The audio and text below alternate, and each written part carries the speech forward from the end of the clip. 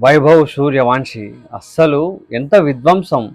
28 బాల్స్లో 97కి చేరుకున్నాడు. 29 బాల్స్లో సెంచరీ చేస్తాడు అనుకున్నా. ఆ బాల్ షాట్ మిస్ అయిపోయి అబ్బా ఊరికి అనవసరంగా క్యాచ్ వెళ్ళిందని నిజంగా నాకే చాలా బాధేసింది. ఎంత డిసప్పాయింట్ అయ్యాడో వైభవ్ సూర్యవంశి. కానీ అప్పటికి ఎస్ఆర్హెచ్కి చాలా చాలా దారుణమైన డ్యామేజ్ చేసి పడేశాడు. క్రిస్ గేల్ రికార్డ్ జర్రంతా కొంచెంలో మిస్ అయిపోయింది. 30 బాల్స్ సెంచరీ 29 బాల్స్లోనే అయిపోవాల్సింది.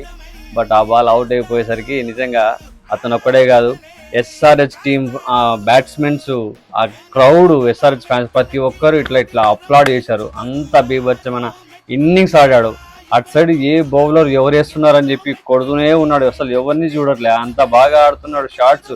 ఆ బ్యాట్ స్వింగ్ ఏంటి, అసలు బాల్ వస్తుండే సిక్సర్కి పోతుంది. 12 సిక్స్లు కొట్టాడు ఒకటేసారి.